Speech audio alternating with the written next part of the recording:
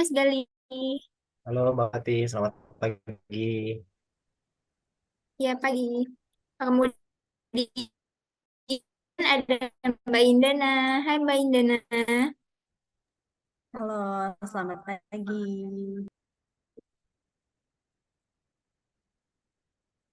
Oke, kemudian ada Mbak Atim. Hai Mbak Atim.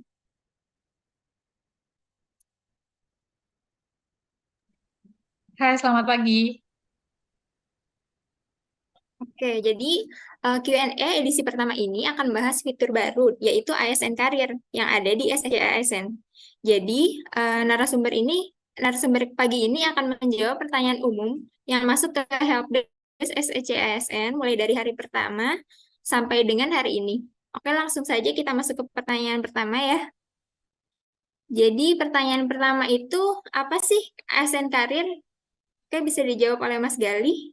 Baik, jadi ASN Karir itu sebagai portal lowongan kerja ya, baik sebagai CPNS maupun P3K yang dibuka oleh instansi pusat dan daerah.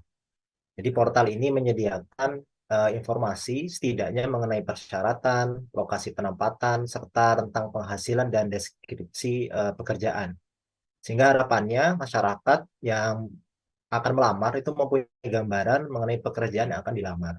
Nah, saat ini portal ASN Karir hanya dibuka saat persetujuan formasi semua instansi telah disetujui oleh Kemenpan. Nah, ke depannya menurut Menteri PAN-RB yang infonya juga bisa diakses di situs-situs pemerintahan, pengangkatan ASN itu tidak lagi setahun sekali atau 2 tahun sekali. Namun bisa saja saat sehingga nanti ASN Karir ini akan terus menyediakan informasi lowongan selama ada kebutuhan formasi CPNS maupun P3K dari setiap instansi. Demikian, Mbak.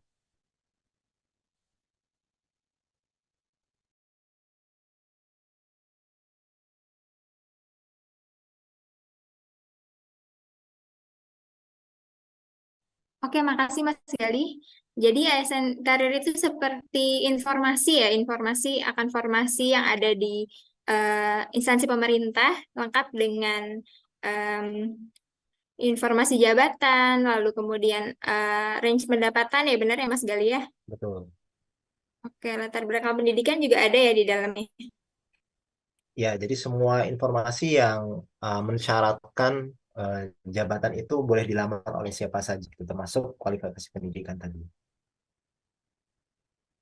Oke, terima kasih Mas Gali. Next kita ke pertanyaan kedua. Jadi itu bagaimana alur pendaftaran CASN di 2023 ini? Bisa dijawab? Baik, terima kasih. Jadi untuk alur pendaftaran di tahun 2023 ini masih hampir sama dengan tahun-tahun sebelumnya. Yang pertama, pelamar harus membuat akun terlebih dahulu di sscsn.bkn.go.id, daftar. Kemudian setelah terverifikasi NIK-nya, kita sudah bekerja sama dengan Dukcapil untuk menvalidasi bahwasanya NIK itu memang eh, valid atau tidak. Kemudian apakah NIK tersebut sudah terdaftar sebagai ASN atau tidak, itu juga sudah dicek saat kita melakukan pembuatan akun.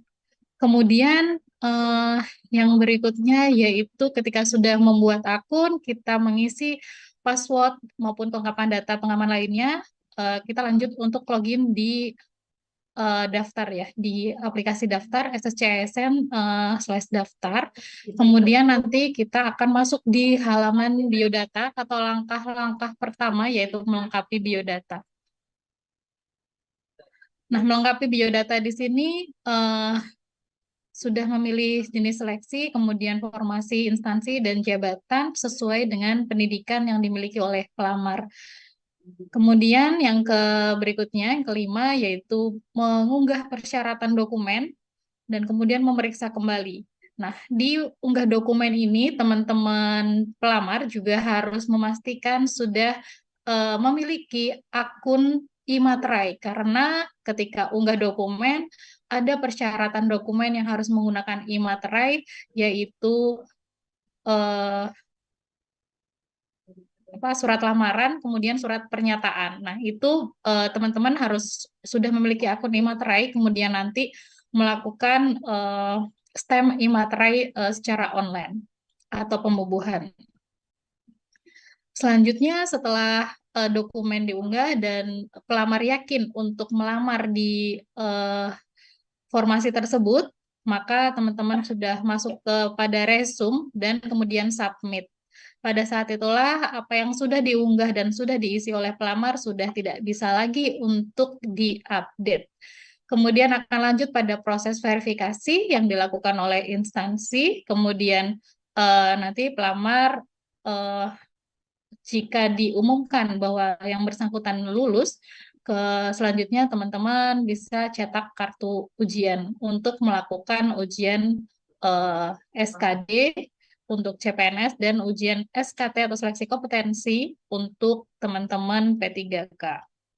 Selanjutnya pengumuman kelulusan dan pemberkasan nih, seperti itu. Untuk teman-teman di CPNS mungkin nanti ada, kalau di CPNS pasti agak berbeda ya, ada SKB. Kemudian untuk di teknis juga harap dipastikan teman-teman mengecek kembali apakah formasi yang dilamar itu membutuhkan SKT atau seleksi kompetensi tambahan. Jika teman-teman melamar di P3K teknis dan disyaratkan untuk mengikuti seleksi kompetensi tambahan, maka setelah melakukan seleksi pertama teman-teman diumumkan lulus, maka teman-teman harus melanjutkan untuk mengikuti seleksi kompetensi tambahan yang diadakan oleh masing-masing instansi. Kemudian nanti jika sudah diumumkan hasilnya dan pengumumannya itu lulus, maka teman-teman bisa melanjutkan untuk proses penetapan NIP. Demikian, Mbak. Oke, makasih Mbak Atim. Nah, sebelum lebih jauh lagi nih, ada juga tuh pertanyaan tentang apa itu SSC ASN. Bisa dijawab Mbak Indana atau Mbak Atim? Ya, baik. Jadi SSC ASN itu adalah sistem seleksi calon aparatur sipil negara yang merupakan situs resmi pendaftaran ASN secara nasional sebagai pintu pendaftaran pertama seleksi ASN ke seluruh instansi, baik pusat maupun daerah. Jadi satu portal aja gitu ya.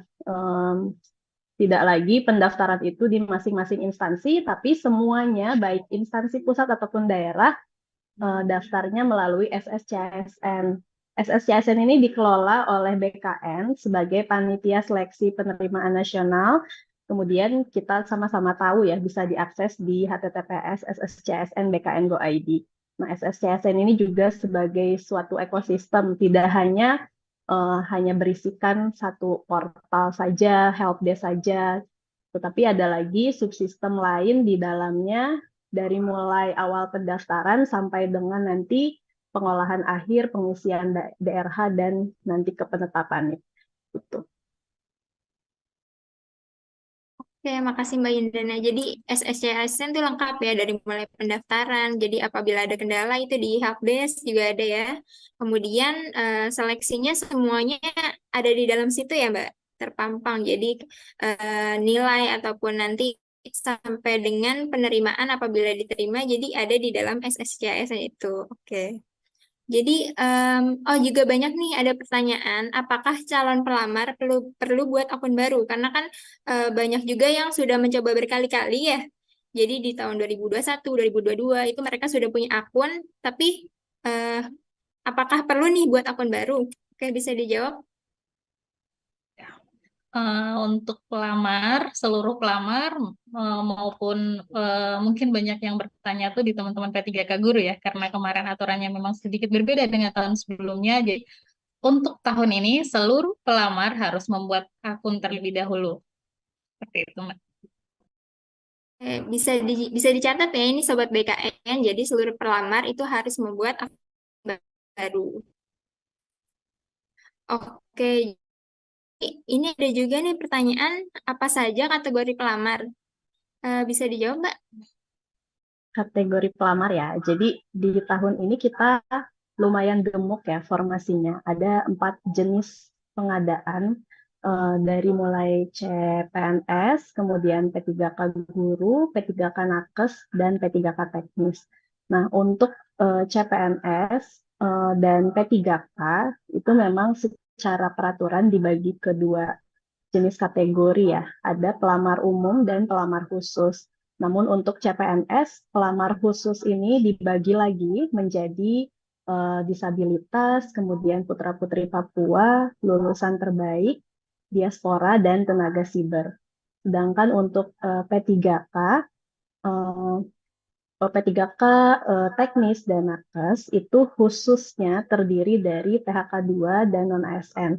Sedangkan untuk P3K guru yang dimaksud khusus itu ada prioritas ex-PHK 2 dan non-ASN. Seperti itu. Oke, terima kasih Mbak Indana. Jadi, Sobat BKN bisa disimak ya. Jadi, ada kategori pelamar yang sesuai dengan latar belakang Sobat BKN ini. Kemudian itu ada pertanyaan, ketentuan umum pelamar yang perlu diperhatikan sebelum mendaftar. Apa itu ya, Mbak?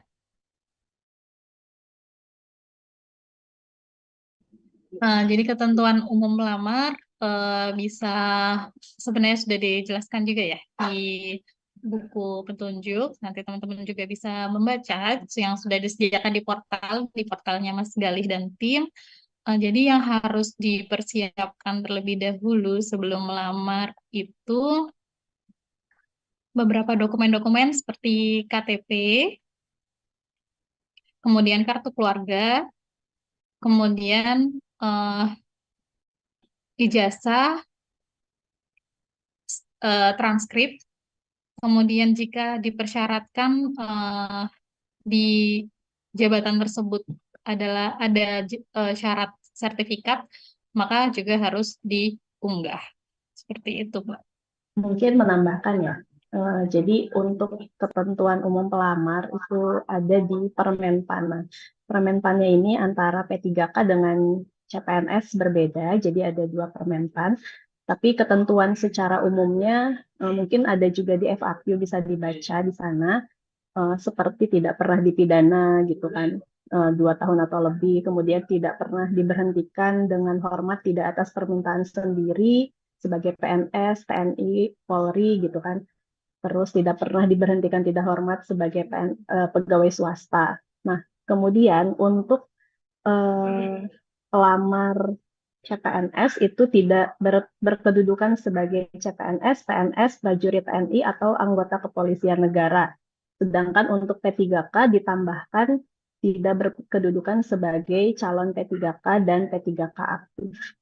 Itu tidak menjadi anggota parpol, kemudian memiliki kualifikasi pendidikan sesuai persyaratan jabatan, sehat jasmani rohani, dan bersedia ditempatkan di seluruh wilayah NKRI atau negara lain yang ditentukan oleh instansi. Oke, makasih Mbak Indana dan Mbak Atim ya atas jawabannya. Kemudian ada juga nih pertanyaan, yaitu berapa batas usia yang bisa mendaftar seleksi CASN 2023? Karena ini kan namanya CASN ya, bukan CPNS saja, jadi ada P3K juga. Jadi bisa dijawab Mbak, ini batas usianya berapa? Ya, baik. Untuk CPNS, batas usianya 18 sampai dengan 35 tahun, sedangkan P3K mulai dari 20 tahun sampai dengan paling tinggi 1 tahun sebelum batas usia tertentu pada jabatan yang akan dilamar. Jadi nanti mungkin bisa dicek di ketentuan masing-masing instansi karena batas usia maksimum ini bisa beragam sesuai dengan nanti yang di-set olehnya gitu ya. Oke, baik Sobat BKN bisa catat ya ini batas usia untuk CPNS dan CPPK itu berbeda ya. Jadi untuk P3K itu batas usia pensiunnya mesti diperhatikan untuk formasi masing-masing yang akan dilamar nantinya. Oke, kemudian nah ini ada juga pertanyaan, apakah boleh Mbak melamar lebih dari satu jabatan? Tentu saja tidak boleh ya. Jadi pada setiap tahun anggaran seleksi, teman-teman hanya bisa melamar satu jabatan saja. Seperti itu. Mungkin banyak yang tanya, gimana kalau saya satu jabatan di instansi A dan instansi B? Nah, itu tidak bisa. Dan itu sudah divalidasi di sistem, jadi teman-teman tidak mungkin bisa mencoba hal tersebut. Oke, berarti satu akun itu harus melamar di satu jabatan saja ya, Mbak. Oke. Kemudian, em, ini ada pertanyaan kaitannya dengan tadi formasi ya. Ada formasi umum, ada formasi khusus. Itu perbedaannya apa saja sih, Mbak? Tadi udah saya singgung sedikit ya. Jadi untuk CPNS yang formasi umum itu berarti ya bisa dilamar oleh siapapun ya.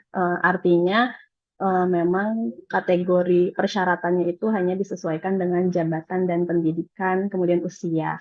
Nah, kalau khusus, nanti khususnya ini dibagi lagi. Ada yang khusus disabilitas, artinya memang hanya penyandang disabilitas yang bisa melamar formasi tersebut.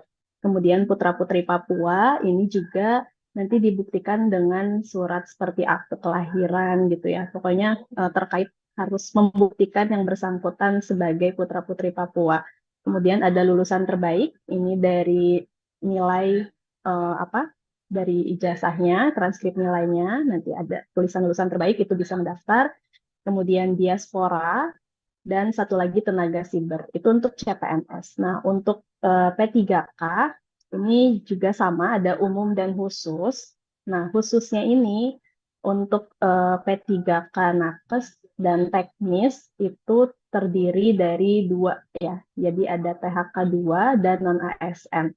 Jadi kalau tapi gini, kalau non ASN dia harus mendaftar di tempat bekerja saat ini. Jadi kalau misalnya saya sebagai non ASN di BKN terus mau daftar ke Kementerian Luar Negeri itu tidak bisa masuk kategori khusus. Jadi tetap harus itu kategorinya umum gitu ya. Jadi sekali lagi di aturannya disebutkan bahwa non ASN ini harus mendaftar sesuai tempat bekerja saat ini.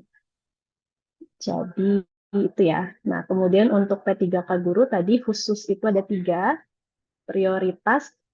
Ini adalah individu yang dalam database Dapodik sebagai prioritas. Prioritas itu apa? Yaitu peserta yang memenuhi NAB P3K guru tahun 2021 dan belum pernah dinyatakan lulus sebelumnya.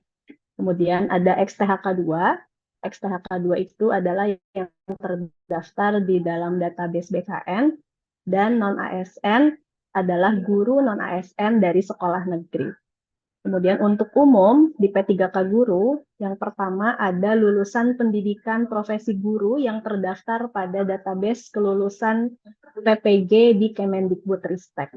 Dan yang kedua adalah guru yang terdata dalam Dapodik. Jadi agak beda kalau guru umumnya ini nggak bisa sembarangan gitu ya. Harus yang terdaftar di dalam Dapodik atau yang lulusan PPG. Seperti itu, Mbak. Oke, lanjut ke pertanyaan selanjutnya nih. Ini kaitannya mirip ya sama yang sebelumnya tadi ada yang nanya, boleh melamar calon pelamar, boleh mendaftar CPNS dan P3K sekaligus, Mbak.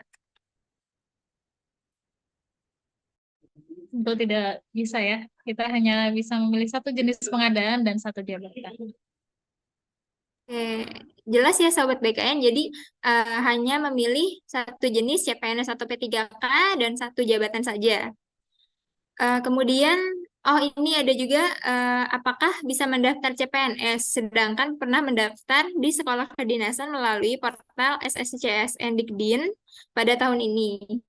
Ini gimana nih, Mbak? Bisa ya. Jadi antara Dikdin dan SSCASN yang sekarang sedang buka itu sistemnya berbeda. Jadi nanti teman-teman yang sudah sebelumnya mendaftar Dikdin masih bisa mendaftar mau CASN ataupun CASN ya, CASN, jadi CPNS atau P3K itu bisa. Nanti bikin akun lagi sampai dengan akhiri pendaftaran juga. Oke, berarti bisa ya jawabannya ya, Mbak. Kemudian, ada juga pertanyaan terkait formasi nih. Jadi, kenapa formasi P3K lebih banyak dibandingkan CPNS di pengadaan di tahun 2023 ini?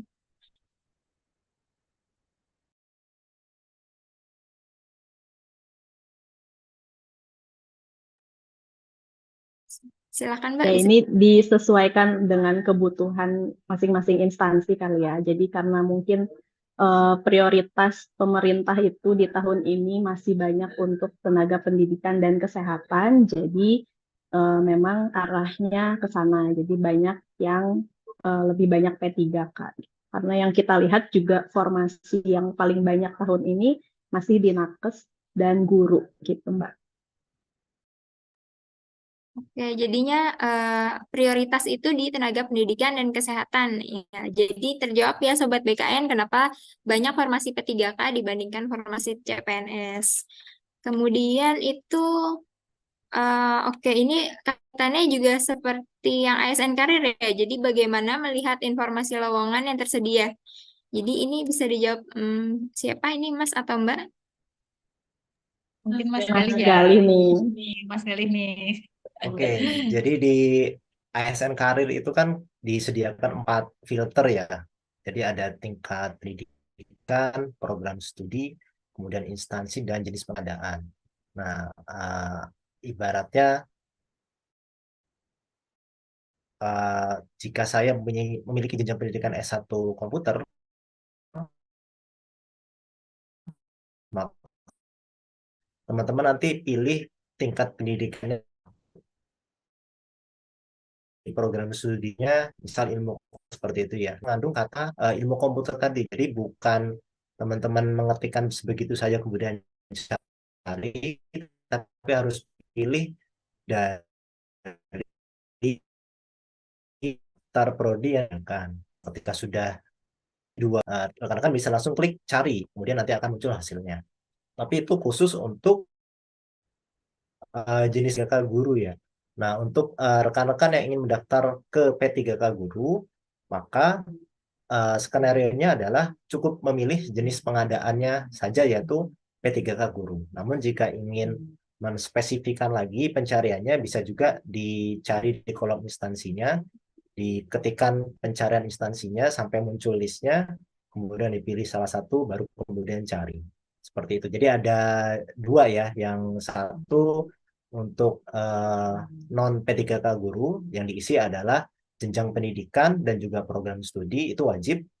Kemudian kalau misalnya P3K guru, yang diisi hanya jenis pengadaannya saja. Namun jika ingin dispesifikkan lagi, rekan-rekan bisa mencari lebih lanjut di kolom cari instansinya. Seperti itu. Nanti muncullah daftar formasi yang disediakan sesuai dengan filter yang dicari. Nah, kalau misalnya nggak ada, seperti apa? Karena sekarang proses verval itu masih berlanjut ya. Boleh jadi formasi yang sesuai pencarian rekan-rekan itu belum masuk datanya. Nah, diupdate secara berkala saja. Boleh jadi nanti ketika datanya sudah masuk 100% hasil pencarian yang teman-teman inginkan bisa langsung muncul. Nah, nanti bisa pilih di salah satu daftar formasi yang muncul, diklik lihat untuk melihat lebih detail lagi nih tadi terkait dengan lokasi penempatan, kualifikasi, persyaratan, dan seterusnya. Demikian, Mbak. Oke, terima kasih Mas. Jadi jelas ya, jadi informasi lowongannya, pendidikannya benar-benar sesuai dengan nanti jabatan yang akan dilamar untuk guru dan untuk selain guru itu. Kemudian ada pertanyaan ini terkait uh, apabila pernah mengundurkan diri dari CPNS atau P3K, boleh mendaftar pada tahun ini nggak? Ini seleksi CASN. Ya, jadi untuk pelamar yang pernah mengundurkan diri dari CPNS atau P3K pada saat menjalani masa percobaan, dikenakan sanksi tidak dapat mengikuti seleksi pengadaan pada periode selanjutnya. Itu ya, jadi perlu di notes 1 tahun berarti periodenya. Di blok dulu. Tetapi selama nanti kalau statusnya misalnya udah bukan dalam masa percobaan gitu ya, terus misalnya asalnya PNS nih tapi mengundurkan diri gitu, udah terdata juga di sistem BKN sebagai bukan PNS aktif lagi, itu bisa melamar kalau kayak gitu. Yang penting bukan berstatus ASN aktif secara sistem, tapi ya jangan sampai kita dapat SK tapi di sistem belum berhenti statusnya gitu kan, itu harus diperhatikan.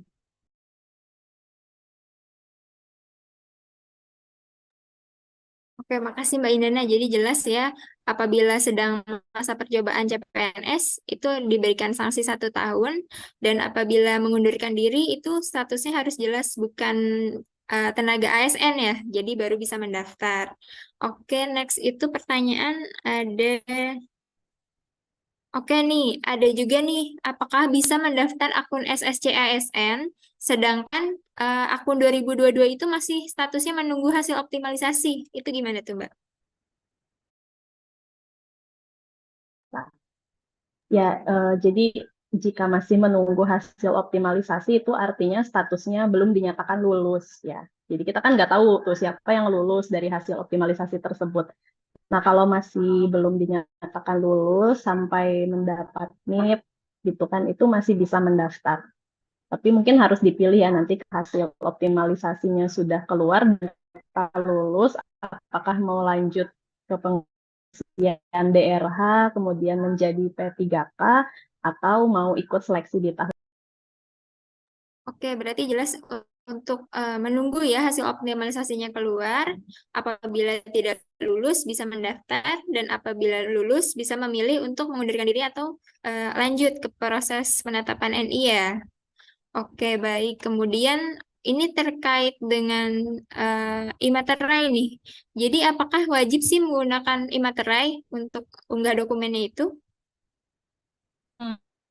Seperti yang tadi sudah dijelaskan di alur, jadi materai itu wajib untuk digunakan di tahun ini. Nah, dokumen apa saja sih yang wajib menggunakan e-materai? Adalah ada 2 dokumen, yaitu surat pernyataan dan surat lamaran. Teman-teman nanti bagaimana caranya sudah ada juga di tutorial ya. Nanti bisa sudah ada juga di ini ya, di portalnya Mas Gali, itu juga sudah diberikan caranya. Oke, berarti jelas ya. Jadi ini wajib menggunakan e-materai. Jadi tidak menggunakan materai fisik yang ditempel di dokumen. Jadi ini menggunakannya e-materai. Nah, tutorialnya bisa Sobat BKN simak di media sosial kami atau media sosial Peruria. Kemudian ini tadi kita sudah menjawab pertanyaan-pertanyaan umum yang masuk. Nah, sekarang ini ada pertanyaan terkait kendala saat pendaftaran nih. Jadi pertama itu bagaimana jika ada TNIK, nomor KK, nama lengkap tidak ditemukan nih atau tidak sesuai di halaman akun, itu bagaimana, Mbak? Ya, jika untuk kendala-kendala berkaitan dengan nomor KK ya atau nomor induk, kemudian dengan nomor kakak, itu bisa langsung untuk ke Dukcapil. Di sana juga sudah diinfokan ya untuk notifnya, kependudukan atau nomor kependudukan itu eh, untuk apa menanyakan bagaimana solusinya itu ke Dukcapil, bukan ke BKN ya. Oke, kemudian ini ada pertanyaan juga terkait NIK. Jadi bagaimana kalau muncul informasi itu NIK sudah terdaftar di halaman akun SSCASN saat pendaftaran, itu bagaimana ya, Mbak? Nah, ini pastikan nih, karena banyak pelamar kemarin yang juga sampai membuka alamat SSCSN 2022, terus membuka yang Dikdin kemarin ada juga. Nah, itu jadi harap diperhatikan masuk ke halaman website yang benar, itu di https sscasn.bkn.go.id. Jadi masuk lewat situ, nanti ada tombol ke pendaftaran. Nah, kemudian jika sudah benar webnya tapi masih tertera NIK sudah terdaftar, itu bisa nanti masuk ke helpdesk SSCSN, kemudian pilih NIK didaftarkan orang lain. Gitu ya. Jika memang merasa tidak pernah mendaftar nih sebelumnya, tapi ketika kita coba, oh NIK sudah terdaftar gitu, padahal belum pernah, ya berarti masuk ke helpdesk, menu NIK didaftarkan orang lain, nanti menginputkan beberapa isian, kemudian mengunggah persyaratan yang ada di sana, baru nanti akan dicek oleh tim helpdesk BKN untuk ditindaklanjuti.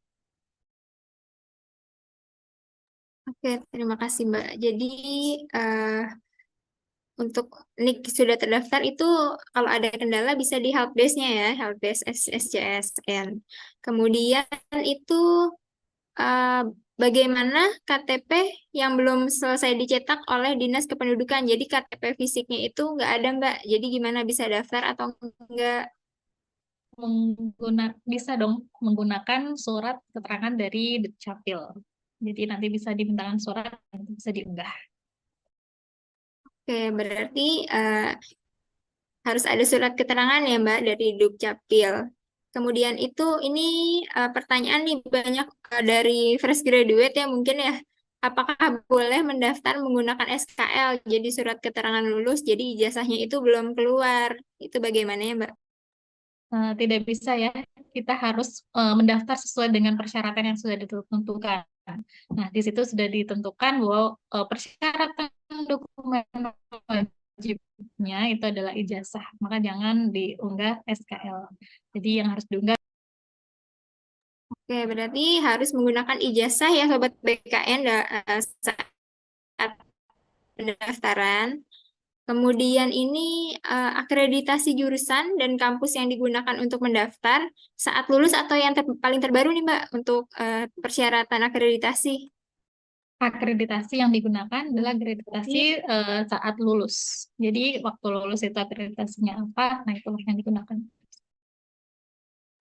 Nah, ini bisa dicatat ya Sobat BKN saat lulus bukan yang paling baru saat ini, tetapi saat Sobat BKN lulus dari kampus Sobat BKN masing-masing. Kemudian itu, oh ini apabila nomenklatur kampus berubah, itu bagaimana ya Mbak? Jadi di list kampusnya itu tidak ada nama kampusnya, jadi yang paling baru itu tidak ada bagaimana ya Mbak? Ya, baik. Jadi kalau nomenklatur kampusnya berubah, misalnya ganti nama gitu ya. Nah, itu kita ada helpdesk-nya juga. Layanan helpdesk, kemudian terkait ke data diri, menunya nanti ada perguruan tinggi dan program studi tidak ditemukan. Jadi bisa diinput ke situ, nama perguruan tingginya apa, nama prodinya apa, eh, bisa dibuktikan juga dengan scan ijazahnya, gitu ya. Jadi ada helpdesk-nya. Oke, berarti Sobat BKN jangan panik ya jika nama perguruan tingginya itu tidak ada di list. Jadi bisa langsung ke helpdesk kami, nanti kami cek ulang. Kemudian nanti sesuai dengan ijazah bisa ditampilkan nama nomenklatur yang baru atau yang sebelumnya ya Mbak. Oke, kemudian ini juga banyak pertanyaan. Apakah boleh memilih formasi yang lebih rendah dari ijazah yang dimiliki? Karena kan P3K ini kebanyakan ambilnya D3 ya Mbak. Apalagi bila kita punya ijazah S1 itu bisa nggak ngelamar di formasi D3? Itu gimana ya Mbak?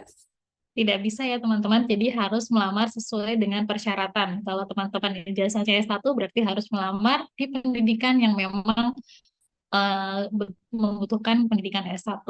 Seperti itu.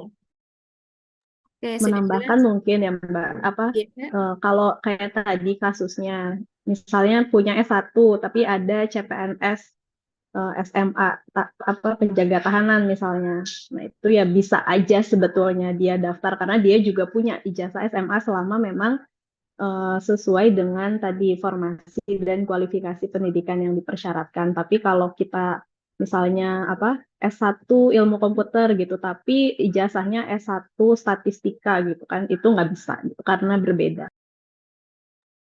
Ya, jadi misal tadi contohnya D3 ya. D3 itu biasanya ada komputer juga ya, Mbak ya. Nah, misal D3 S1 ya teknik informatika mau melamar D3 yang ada rumpun komputernya gitu. Itu juga sudah tentu tidak bisa. Yang bisa didaftar itu sesuai dengan ijazah yang kita miliki. Kalau kita punya ijazah SMA ya berarti kita melamar ijazah SMA. Kalau kita memiliki ijazah S1 berarti kita melamar pakai ijazah S1. Nah, itu harus memilih salah satu dari ijazah yang sudah kita miliki sesuai dengan ijazah. Oke, sudah jelas nih Sobat BKN. Jadi sesuai dengan ijazah yang Sobat BKN miliki. Jadi kalau misalkan punya ijazahnya S1, formasi yang dilamar itu S1. Tapi kalau ingin melamar di formasi yang ijazahnya SMA itu bisa, tapi ijazah S1-nya itu tidak digunakan ya. Dan ini catatan untuk D3 dengan S1 itu berbeda ya Sobat BKN. Jadi apabila Sobat BKN punya ijazah S1, sesuaikan dengan ijazah S1. Jadi tidak sama dengan D3 yang sama-sama ilmu komputer gitu. Oke, Mbak, makasih. Kemudian, oke, ada pertanyaan, apakah bisa mengubah formasi atau instansi yang dipilih? Ini gimana nih, Mbak? Bisa mengubah formasi atau instansi yang dipilih itu bisa selama belum mengakhiri pendaftaran. Jadi selama belum mengakhiri pendaftaran, data-data di halaman sebelumnya itu masih bisa diubah. Jadi nanti ada tombol sebelumnya gitu ya. Itu tinggal diklik aja nanti akan kembali ke page sebelumnya. Itu dengan catatan tadi ya, belum mengakhiri pendaftaran. Oke, berarti boleh mengubah apabila belum mengakhiri pendaftaran ya, Mbak. Kemudian kalau misalkan mengubah itu, apakah ada data-data yang diubah juga, Mbak? Jadi seperti unggah dokumen, seperti itu.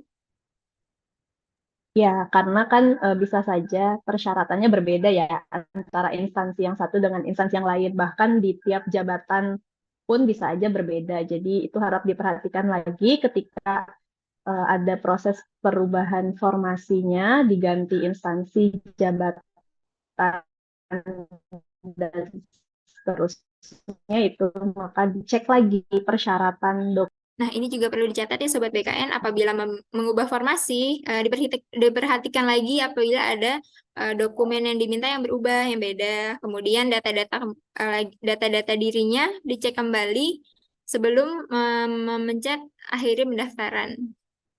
Begitu. Kemudian untuk swafoto ini Mbak, ada pertanyaan, apakah ada ketentuan khusus, misalkan tidak boleh kelihatan gigi atau harus menggunakan kemeja putih, menggunakan latar belakang merah itu. Untuk swafoto itu sebenarnya tidak ada ketentuan khusus ya, yang pasti berpakaian rapi dan terlihat mukanya ini terlihat gitu, terlihat jelas lah hasil fotonya tidak buram gitu.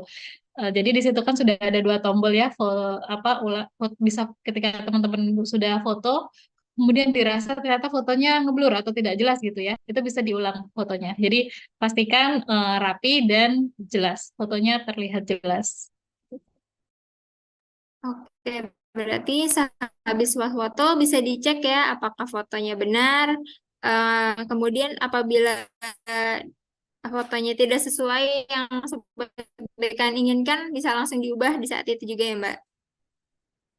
Oke, kemudian ini kaitan dengan tadi nih, apakah boleh memperbaiki data jika sudah klik akhiri pendaftaran? Ini bagaimana nih, Mbak? Tentu saja tidak boleh ya, dan tidak bisa juga. Tidak ada tombol untuk kembali kalau sudah akhiri pendaftaran. Jadi teman-teman sebelum mengakhiri pendaftaran pastikan dicek ulang. Makanya di situ di resume, di halaman terakhir itu ada resume ya. Nanti di situ ada checklist-checklist yang harus dicentang satu persatu. Nah, itu adalah untuk membantu teman-teman memastikan bahwasannya apa yang sudah diinputkan, apa yang sudah dipilih itu sudah sesuai dengan yang diharapkan oleh teman-teman seperti itu. Oke, berarti dicek kembali ya dokumen sebelum memencet akhiri pendaftaran. Kemudian ini juga perlu diperhatikan, ini tombol akhiri pendaftaran ini wajib dipencet ya Mbak apabila pendaftaran sudah selesai dilakukan. Karena kemarin juga banyak kasus kalau belum dipencet karena takut masih salah dokumen-dokumennya. Jadi dia tidak memencet akhiri pendaftaran, jadi akunnya jadi tidak bisa mendaftar gitu ya Mbak. Jadi ini wajib ya Sobat BKN apabila dokumen ini sudah pasti dan data-data lain sudah pasti, ini bisa dipencet akhiri pendaftaran. Ya, terutama Bapak Ibu P3K guru ya yang apalagi yang tadi prioritas itu sama. Jadi banyak pertanyaan apakah harus bikin akun apa sampai akhiri pendaftaran itu sama. Jadi dari awal sampai ke akhiri pendaftaran itu harus dilakukan lagi di tahun ini ya. Jadi jangan sampai ya udahlah saya kan masuk prioritas gitu, udah pasti dapet nih gitu kan. Jangan kayak gitu. Jadi harus kita mengamankan kursi kita gitu. Jadi harus sampai akhiri pendaftaran. Ya baik, jadi untuk guru ya, utamanya walaupun P1, P2, atau P3 itu mesti juga memencet akhiri pendaftaran dan dokumen-dokumennya juga perlu diperhatikan juga ya agar lolos di seleksi administrasinya. Baik, terima kasih ya narasumber yang telah membagi informasinya kepada kita semua nih. Terima kasih Mas Gali, Mbak Indana, dan Mbak Atim. Dan Sobat BKN dapat menyampaikan pertanyaan kepada kami nih terkait kendala ataupun pertanyaan lainnya terkait dengan pendaftaran SSC ASN di media sosial kami. Bisa dari YouTube kami juga bisa, dan dari media sosial lain juga bisa. Nah, nanti pertanyaan-pertanyaan Sobat BKN itu akan kami jawab di sesi Q&A berikutnya, Sobat BKN. Jadi, mulai Senin nanti kita akan menjawab bahasan-bahasan terkait SSC-ASN ini yang Sobat BKN kirim ke kami nanti akan kami jawab mulai dari hari Senin. Jadi sampai jumpa di Q&A edisi berikutnya.